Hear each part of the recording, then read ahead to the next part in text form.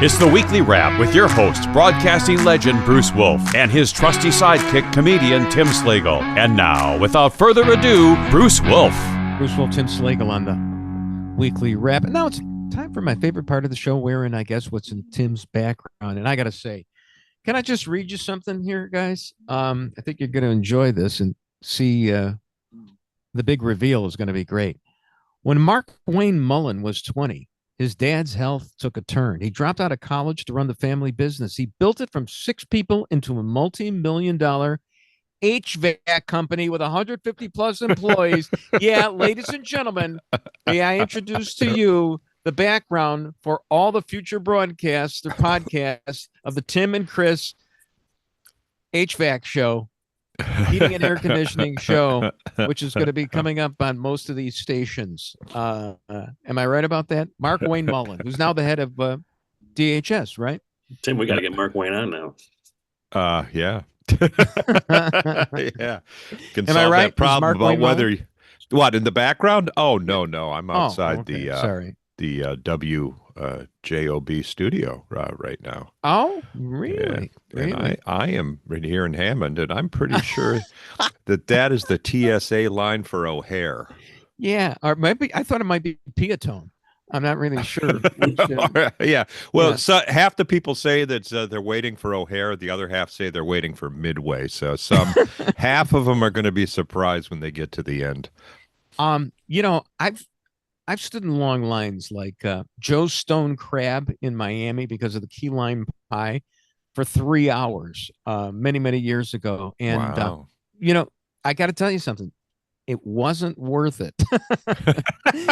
So I hate to travel, period, right now. That's why, you know, I'm stuck in my little closet right now, and I'm not coming out of the closet until JB Pritzker does. But anyway, educate us. Who's, you know, the Democrats always get the Republicans to take the blame, even when it's the Democrats' fault. So give us a synopsis of this and why it is the Democrats' fault. Because the House passed 2 funding bills for the TSA, 2 of them, one in January, one in March, 44, 47, and 44. I don't know, something like that. Yeah. I think 44, 47, and 44, 74. But that's filibustering. And it's all the Senate has to do is vote on them, and no, they're filibustering. So both those bills, and they're filibustering because they don't want the Department of Homeland Security funded anymore. Is that it? Right. And here's the thing: it doesn't matter; they're already funded. The big beautiful bill funded ICE, up through 2029. Yeah. So they're funded. Which is why Trump's maneuver of putting ICE into the airports was genius. It's like, well, you got ICE funded, so Yeah. You know, I saw where Homan was trying to finesse the whole thing and talking about the Border Patrol is trained differently. You know, the Border Patrol is trained for like areas around the border where there's barely any people. So he was kind of like apologizing for the whole thing that had happened. And TSA is funded, is trained to say, put your feet on the marks, put your hands over your head. Okay, hold it for a minute. Right. Okay, come on out. Exactly. Wait right there. Yeah. Okay, you can go. That's the training of it. I am now a trained TSA agent. Yeah. Now my question is, just in this time, as an emergency measure only, would it be better if we just let everyone bring guns on the planes right now? That was the Archie Bunker solution. Was it really? Yeah. Hey, you know, you put your I can't distinguish between Archie Bunker and Cliff Clavin now. So so that was his solution. Okay. Yeah, that's what he said. Just give everybody guns, and ain't no one gonna hijack a plane. Everyone's got a gun. Yeah. Well, you know, Dodge City, other places in the Wild West, you know, the law and order reigned in those places, I believe. Yeah, I like to think so. I've long been an advocate that each airline should provide their own security and let people, let people decide which one they feel the best with. You could have nude airlines where you have to go on the plane absolutely naked after a cavity search to make sure there's absolutely no potential weapons on the plane. Sure.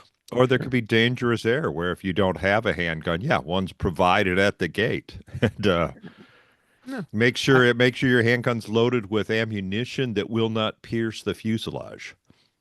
That's all you have to worry about is right. And then they could probably test it at the gate to see, its penetration value. Let's see. Yeah. Let's see your clip. Yeah. Oh, magazine. I'm sorry. Let's see your magazine. Excuse me. Anyway, it doesn't look like the line is moving behind you at all. So we might want to move on to the next subject. I've had this running dispute with the Paris Schutz, the Channel 32 political editor, in part because I still harbor animosity at Channel 32 for getting rid of me 20 years ago. But you know what happened with this poor woman? Her name's Sheridan Gorman. By the way, nobody's really pointed out it's pretty near Sheridan Road where it happened, isn't it? First thing I thought. That's the first thing I thought of, but nobody did. Yeah, Also, they're saying wrong place, wrong time. It's no, my name's right there. there I you go. belong here. No, speaking of that wrong place, wrong time. So, well, anyway, Paris Schutz, he says breaking CPD formally charges Jose Medina of the 6800 block of Sheridan Road. Okay, we didn't need. It was interesting. He's trying to make the guy local. Okay, he's trying to make it illegal. An illegal alien, kind of like local by giving. He's a local guy, and so I tweeted back to him.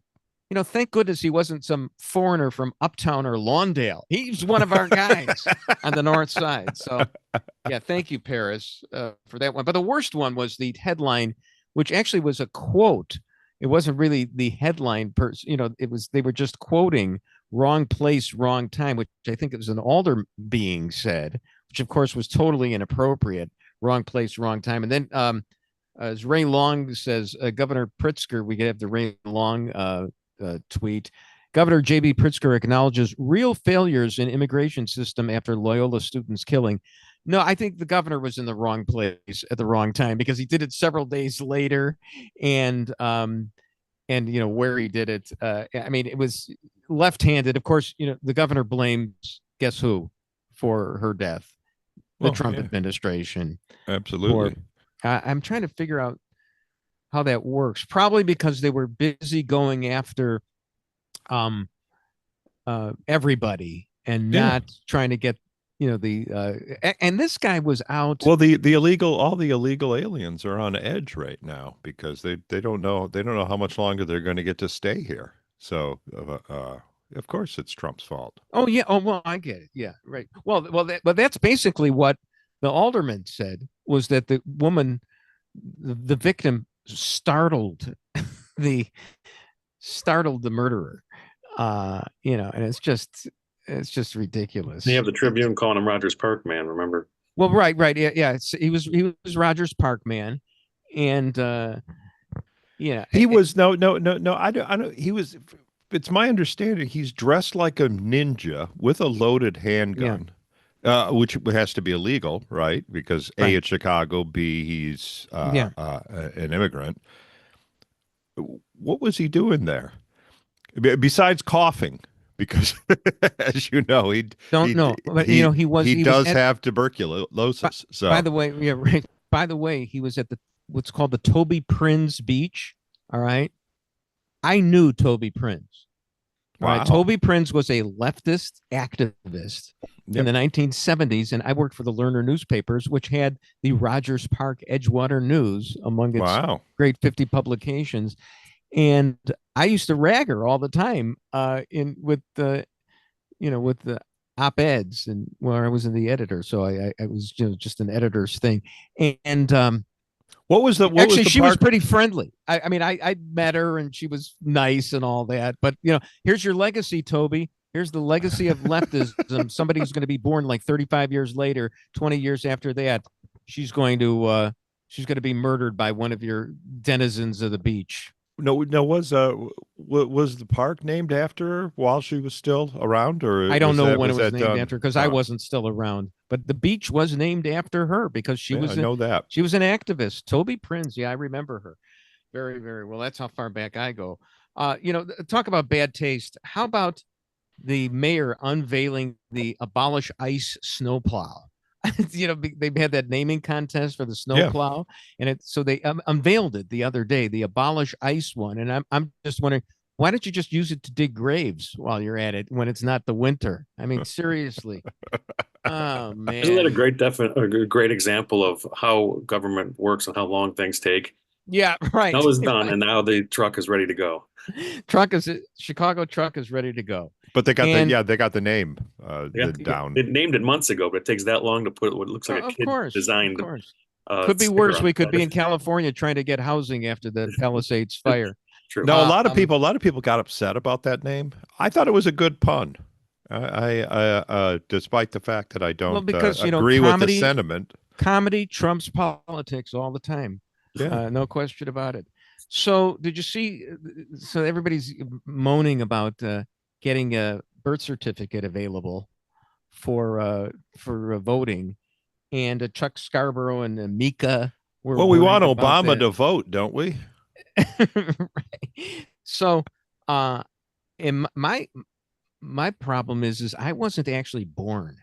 I appeared out of the foam of the sea, or did I spring from Zeus's head? I forget which. So it's going to be difficult for me to find my birth certificate. Bruce Wolf, Tim Slagle on the Weekly Wrap.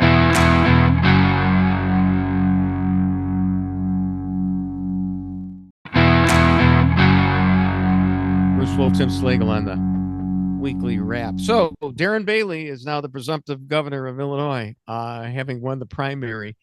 And he had a rally or whatever, and he said, "I am not Bruce Rauner. I'm not coming for your pension. You earned it. You were promised it, and I will uphold that promise." So basically, he's saying, "I'm not Bruce Rauner. I'm J.B. Pritzker." Right. Okay. I mean, what's the point? What's the point if you're not going to touch the pensions? That's at least half the battle in Illinois right now, isn't it? Yeah, especially Chicago. The biggest really get that. biggest financial strain in all of Illinois, in every city, village, town, and state, is the pension shortfall. Yeah, it's impossible. Hey, I don't think that we had this necessarily in the rundown, but the big decision yesterday, there's been a couple of decisions about social media and its effect on young people. And, there was a multi-million-dollar verdict handed down against Meta for YouTube for, seducing kids. Rahm Emanuel, the presumptive president of the United States and former ambassador to Japan. Well, we'll get to that in a second. Don't want the giveaway right now. He tweeted about that. Then I know you have a different Rahm tweet about something else. I don't want to confuse you, but he was talking about that they finally got it from how America feels about it, because the jury has spoken, and the jury speaks for America to some extent. And he said, the quote from the tweet that I read was that we've got to let's see if we got it right here coming up. Anybody could have seen this coming. Finally, big tech is being held accountable for the damage it's done to our adolescence, which he spelled ADOLESENCE. And that made me ask, Rahm, how is your adolescence going? Controlling that temper of yours? Is the growth spurt ever going to come? Yeah. Anyway. Adolescence sounds like air fresheners for teenagers, doesn't it? Adolescence. Not what it's done to our adolescents, the kids themselves, but the whole concept of adolescence. Anyway, it reminded me of It reminds you of Tim and making sure that he redefined pedophile and adophile. That's right. Now, it reminds me, you remember the Twinkie defense that was used? Yeah, And the when it Harvard came, Milk and Twinkies. Milk and that's what Twinkies, the caused fatal somebody to combination. That was a Spy magazine headline. I still remember. that what caused somebody to murder somebody because they've been groomed on milk and Twinkies. And so, at some point, yeah, you wonder if parents are responsible for what their kids are accessing. However, I actually did hear Christina, the neocon on my, the commentary podcast say, yeah, she's, libertarian that way, but there is a certain amount of what you call age gating, where these social media companies know that kids are accessing this. They want them to be on, they want them to be hooked from age 9. And there are ways that they can prevent this. And parents are somewhat helpless in this regard. So, maybe I'm a bleeding heart on this one. Really? Really? How many something. kids have $2,000 for a new iPhone 17? Parents have no responsibility in this at all, right? Okay. Sure. All right. Yeah, that's what I wanted to hear. Get me back on the straight and narrow. That woman who won one. the suit, a woman now, she's not a girl. She's Yeah. 20 years old. She said that she's been on Facebook since she was 9. Yeah. Yeah. Well, look, look, I know what it's like to be hooked because, I'm an adult and I cannot stop doing the New York Times spelling bee connections, all those things. I can't stop doing it. And I know that I'm subsidizing the commies at the New York Times. Yeah. I'm subsidizing them, I just Sure, but you would not sue the New York Times for doing that to you, would you? I should sue myself. I should get the Jerky Boys. Sue yourself right now. Sue everybody. All right, let's move on here. We got to suit yourself, I think is. Yeah. The CTA. It's really bad. Now, have you ever ridden the CTA, the L or the CTA? Oh, yeah. Okay. I mean, I think I've mentioned this, one of my great imitations when I was a kid was of the CTA conductor, my excuse for doing this whole segment. Fullerton, change for the Ravenswood. No smoking or spitting. Now, here's the thing. First of all, they actually had conductors. I don't think they necessarily have them right now. But the worst thing that you could do was spit. And I never saw anybody spit. Maybe the trains weren't built as well as they are now. But, we hear these scare stories like, a woman being set on fire, and you think, well, you got to break a few eggs to make an omelet, Joseph Stalin. I get that. But this is commonplace. I mean, that you've got these homeless people on there. And this is from Street Blog Chicago. And this guy is no conservative at all. I mean, he even mentions that you're 25 times more likely to be injured in the car that you're driving in order to avoid being on the train than you are on the train. But he says, his gal pal or whatever is used to mentally ill individuals talking or shouting at nothing, men using the emergency doors to walk between train cars or hold up station departures, and cars reeking of tobacco, cannabis, or human waste. Those are not bad days. Those are the norm. And then this guy, Jim Urio, he seems like a conservative gadfly out there. He was talking about how there are cars that are so bad that even the homeless can't stand them. I mean, because there's excrement. And, it says the single worst thing is being on a car where everyone suspects there's a dead body, but nobody says anything because they don't want to have to get an extra $100 Uber home for the second time that week. And he says he's not exaggerating here. Did you see Risky Business? Do you remember? Yeah, I love that movie. Saw it in the movies. They should do a remake of the scene in Risky Business where Tom Cruise and Rebecca De Mornay are coupling like two train cars on the L. I couldn't watch that because Cruise was riding backwards, which always nauseated me on the L. But now they could add so much more. I don't think that was the only time Cruise rode backwards, by the way. Oh, yeah. But they could add so much more now. Excrement, maybe a homeless guy making it a thruple. So, it's really awful. It's awful. And it all comes down to fire. Huh? Rebecca De Mornay getting set on fire. It was just like, I mean, well, I'd like to add a little local angle to this, because we are here on WJOB in Hammond. Sure. The South Shore Extension is scheduled to open a week from today. So, Should we no, I'm sorry. No, not a week from today. Tuesday, March 31st. We should probably do a remote broadcast from there and inaugurate it. And It's only a little more behind schedule than the California high speed That's rail. not so bad. That's not so bad. So basically, was approved in the Taft administration. Yeah, Right, just so about. So we're gonna be able to you'll be able to go directly from Chicago to several Northwest Indiana cities. Will Ben Munster, Johnson will Dyer. Ben Johnson be there for the ribbon cutting? exactly. All right. So now I've got a couple of Chief Thomas Weitzel tweets, and this is the one. This is the one, Chris, about the poor guy that was killed by the United Center in broad daylight. This guy was killed. A 67-year-old guy the other day was shot dead by the United Center. And I mean, it just shows how Near the horrible this United is. Center, not by the United Center. Excuse me. That's like blaming guns, okay? Yeah, exactly. It just reminds me of when my dad would park on the street at night by the stadium, near the stadium, and a kid one time came up to us. I may have told this and said, "Watch your car for you." And my dad took out his wallet, flashed it open, and closed it like there was a badge in there. And then he barked, "Chicago police!"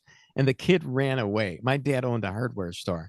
I can't imagine, if you tried to do something like that today, you would be gunned down. So, I mean, it's amazing how times have changed.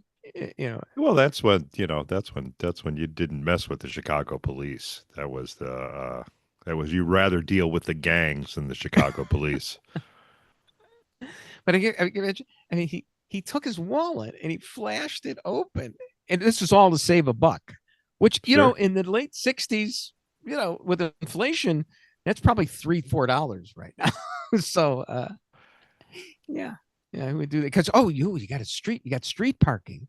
You don't have to park inside. Oh yeah, it was them's were the days. But so the car was fine when he came out too, though, huh? Right. It was not on blocks. It was, Sure. the tires weren't. No, it was just, it was a different era. Yeah, You definitely. had smoking in the Chicago. It was like mandatory to smoke in the stadium. There's no question about that. People would throw pennies and beer bottles at Gump Worsley, the Canadian goalie who did not have a mask on. So it was a little rougher in some ways. But you know what? They didn't swear. They'd say the worst thing was like Ashley's a bum, the referee, or get off the ice, Denise, as for Dennis Hall. But now today that would be a hate crime. But yeah, it was just. And if you look at sometimes people throw up pictures on Twitter of old time hockey, and by old time I mean like the 1960s. And you see everybody in the crowd is wearing a suit, a sport jacket and a tie, which probably was crazy back then because you're wearing a sport jacket and a tie to see guys pummeling each other while they're wearing ice skates. Well, yeah, you would wear the same outfit to the fights too. Oh yeah, it was right. suit When and the tie. blood would spatter all over you. Yeah. Bruce Wolf, Tim Slagle on the Weekly Wrap.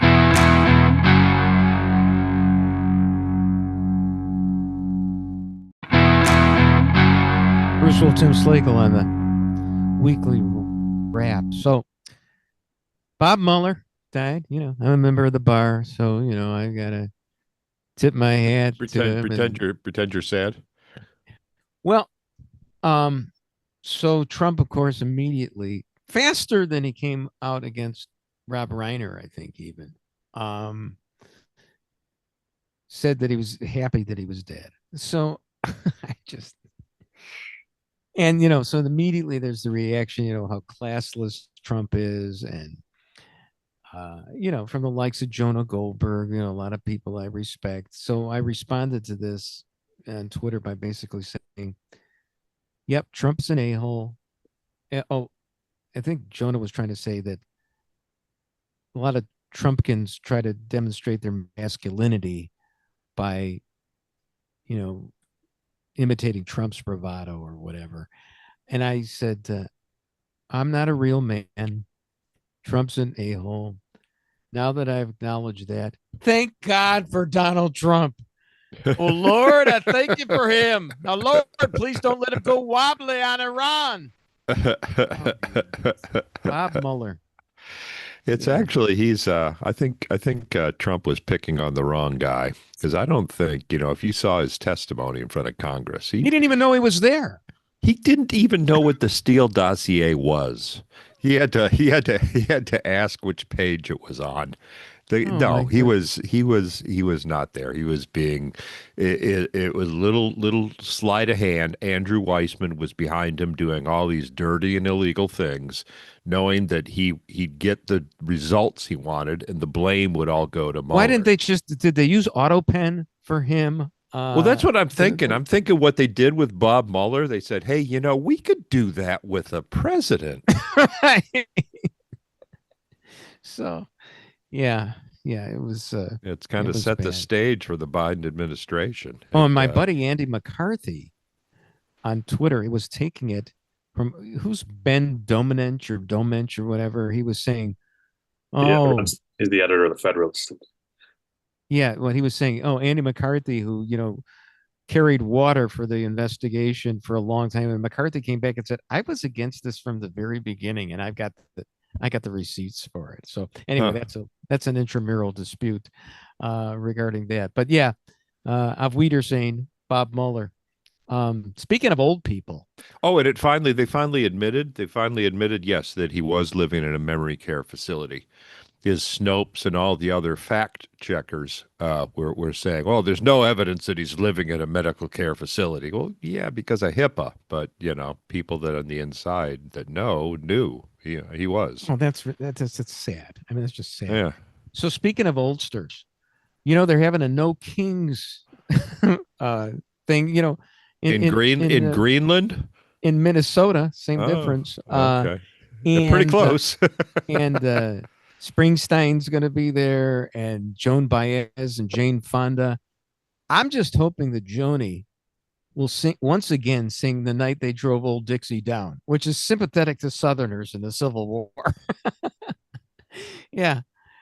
People don't remember that. We used to celebrate the romance of the South. The night they drove Old Dixie down, and all the people were singing. Yeah. So. The romance of Gone with the Wind. You can, if you're old enough, you're bound to have done something that is reprehensible by today's lights. Jane Fonda, whom we just showed, married Ted Turner, and she did the tomahawk chop in Atlanta Fulton County Stadium, and straddled an anti-aircraft gun in North Vietnam. That's okay. I was going to say, did she do that in Barbarella and I missed it? Yeah, you're right. You're right. So speaking of the old days, this is from Cigarette Nostalgia. They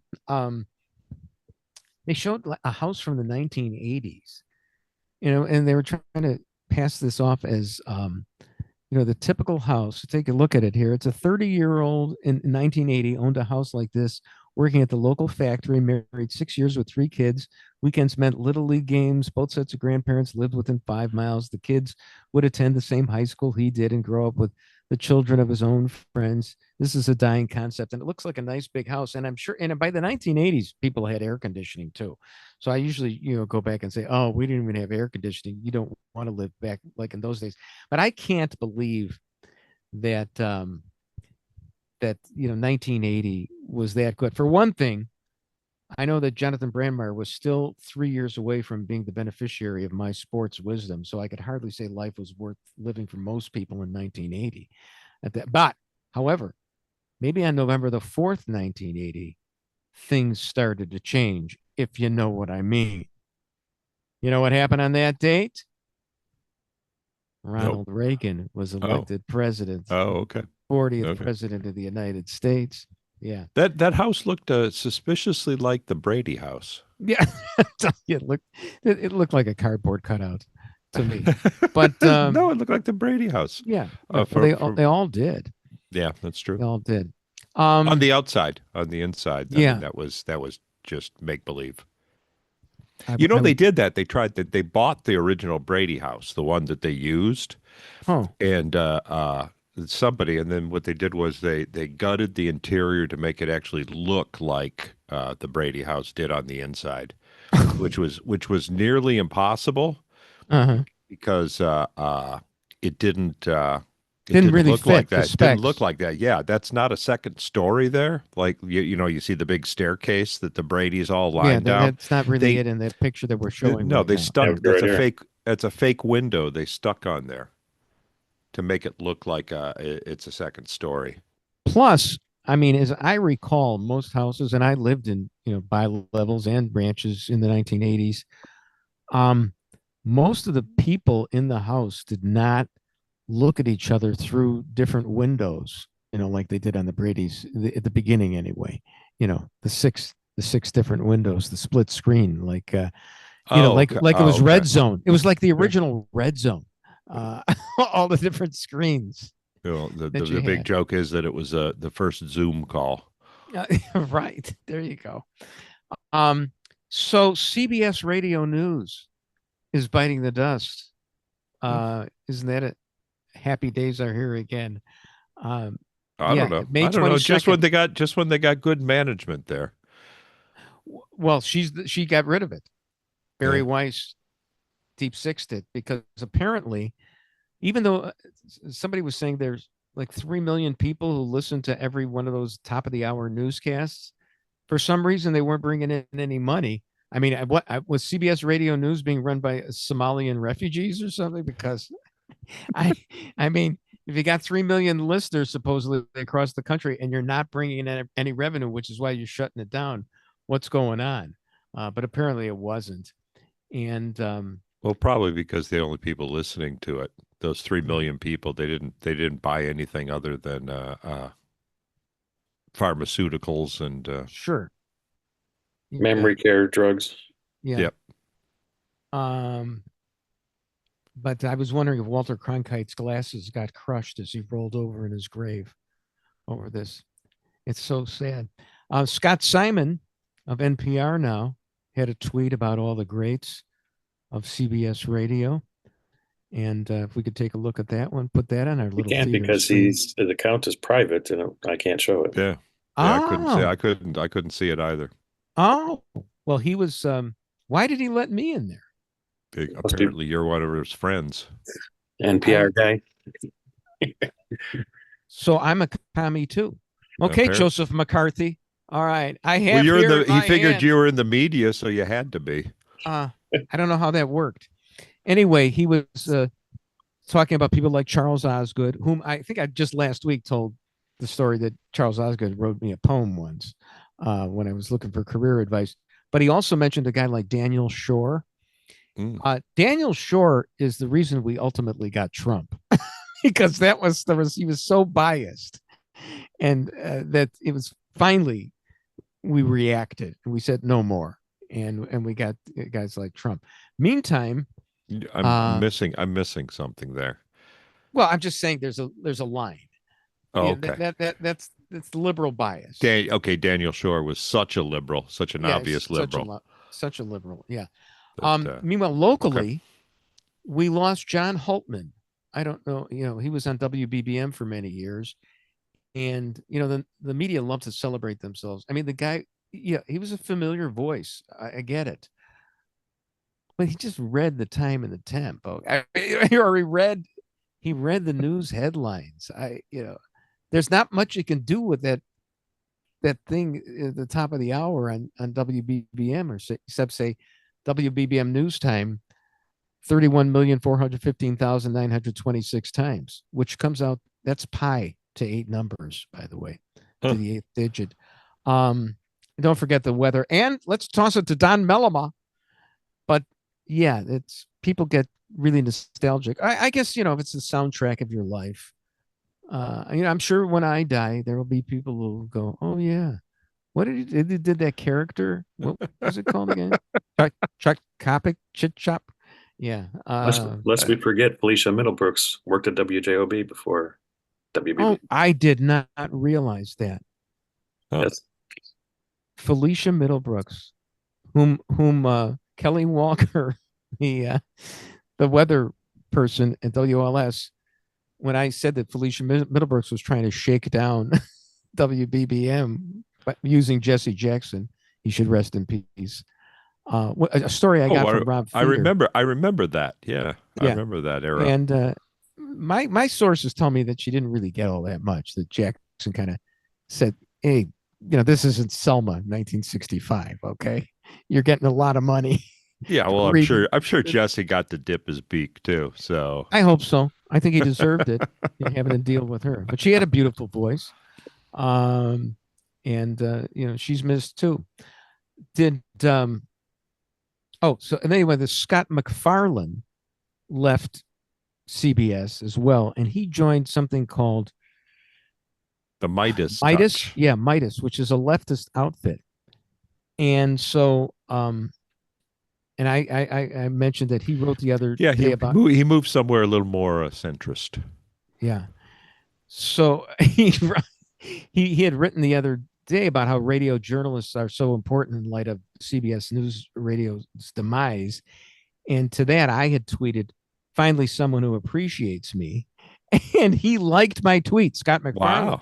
Wow. But then I found out what a hack he is. So I blocked him. How about that? I blocked Scott MacFarlane. Bruce Wolf, Tim Slagle on the Weekly Wrap.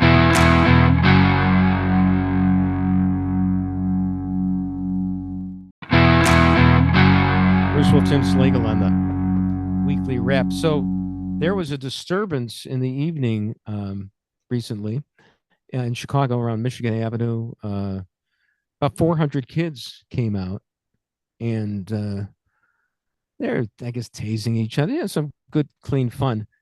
But Alderman Hopkins said, "I'm at State and Lake. Crowd partially dispersed, DISBURSED, by 10:40 p.m. And I was just wondering, so who are the recipients of the disbursement? I would guess their parents, who can then redeem their children for Bulls tickets. I'm hoping.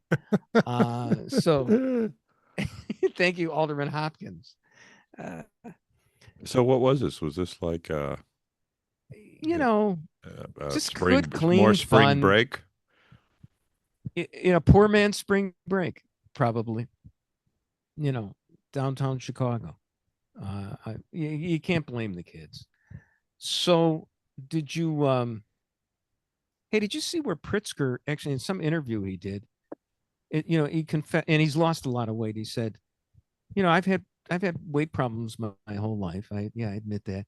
And I was thinking, the guy's fat shaming himself. Wow. That's not, think of all the people who can't get Ozempic and the people who he's it's like somebody who's gay saying, I've got a problem with being gay. No, you don't. It's just the way you're born, and God loves you, and God loves fat tubs of lard too. Has he lost weight? Yeah, he's lost some. He's like at that point where he's so fat, if he lost 100 pounds. No, he's still got plenty. He's going to look weird because his head is so huge. Yeah, I guess John the head is the last place face is the last place to lose it, I guess. You heard Oprah, who I think we showed her. I mean, she's walking in a rickety fashion because she's lost a lot of weight too, thanks to the drugs, apparently. And she said that she finally discovered that being overweight is not her fault. It's not a question of willpower. There's nothing you could, pretty soon we started this show with the kids aren't responsible and the parents aren't responsible for, what happens with the social media. Wow, Oprah, she's looking good. Oprah on the cover Stedman might actually get interested now. I don't think you can go that far, but but she's Oprah's lost quite a bit of weight and says it's not her fault. If nothing's ever anybody's fault, I mean, don't tell me that my 20 handicap in golf isn't my fault. I want that to be my fault. I want to be able to do something about it. How many diet plans has Oprah sold over the decades? 4,300 diet plans. I mean, I've always said, shouldn't anyone who bought into one of those diet plans be entitled to compensation? a new car, a new Pontiac, and you get a Exactly. car, and you get a car. And now she's saying, oh no, it was all crap. There's nothing you can do about it. Right. I mean, if we can sue Meta, why can't we sue Oprah for having led us down the garden path with all the diet plans? I've always believed that every diet works. It's people who don't. Okay. Yeah. And put that in your fortune cookie, but don't eat the fortune cookie. It's not the fat person, it's the food. And guns don't kill people.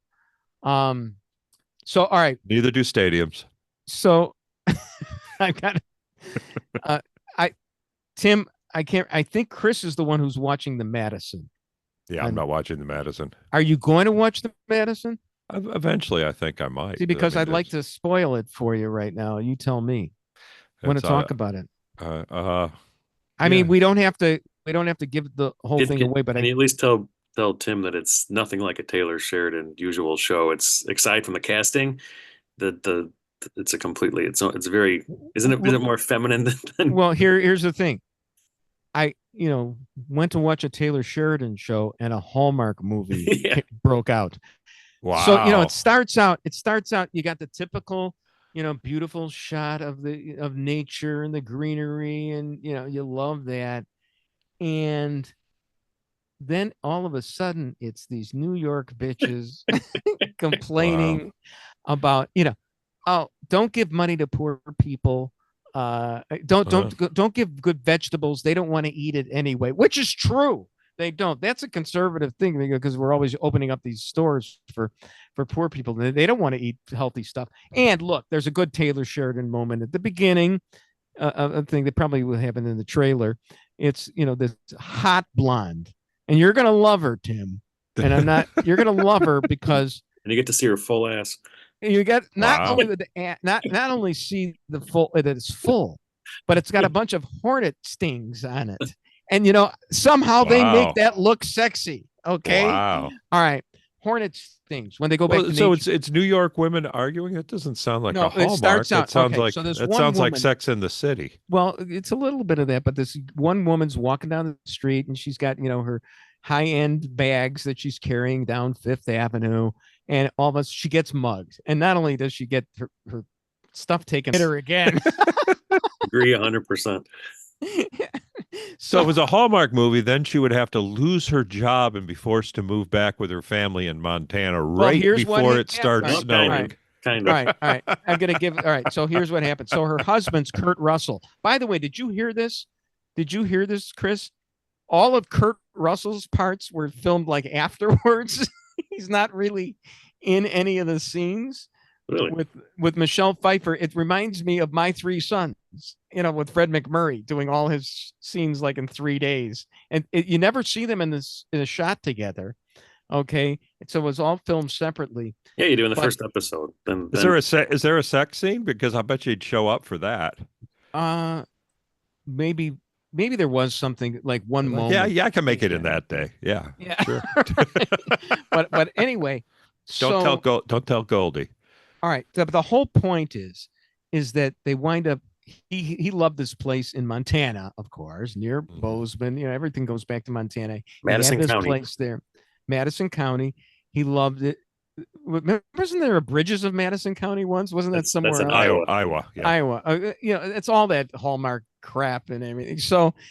So he loved that place. That's the place that he loved, and she realized with her family, her snotty New York family, it's basically Green Acres in 2026 without Arnold Ziffel, the pig, because it's like the New York people trying to adjust to living way out there or adjusting to it. But I was thinking, I was thinking Taylor Sheridan, what he really needed to do was bring in a script doctor by the name of Adam Sandler and make it Billy Madison County. Okay. Because it's basically the premises are the same in the movies. It's going back to the basics of life.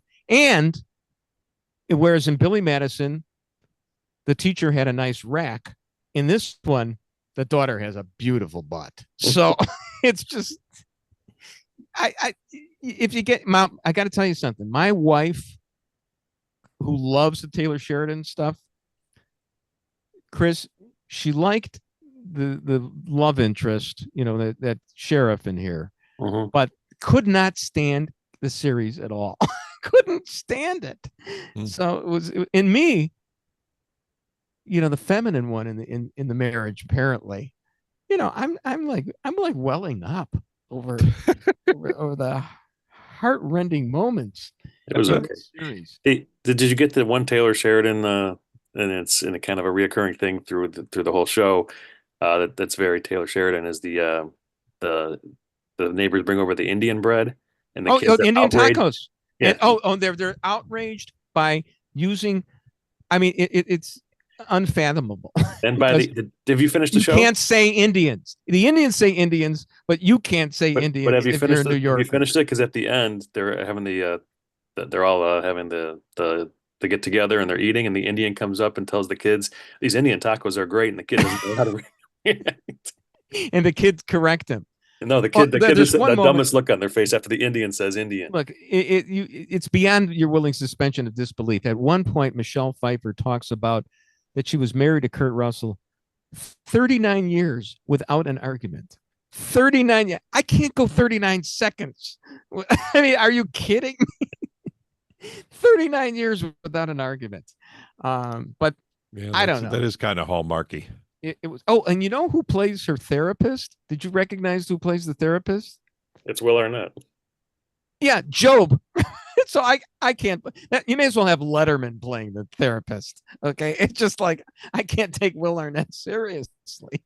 I mean, I guess he did a fine job, but oh man. And anyway, you noticed that the therapist the office was on Madison Avenue in New York. Oh, well, I love the symmetry. Oh yeah, that's beautiful. And the Chicago Stadium was on Madison Street, which is where my father tried to park. Oh, have we tied a bow on this whole? Oh, broadcast? not yet. Remember, it was written by Taylor Sheridan, who was a street in Chicago, and a murder. I hope we're at time so we can end it right now. Tim Slagle on the Weekly Wrap. And that's the Weekly Wrap on radio and television. Follow Bruce at Bruce Wolf Shy on Twitter and Tim at timslagle.com. The Weekly Wrap with Bruce Wolf, a CP Pods production.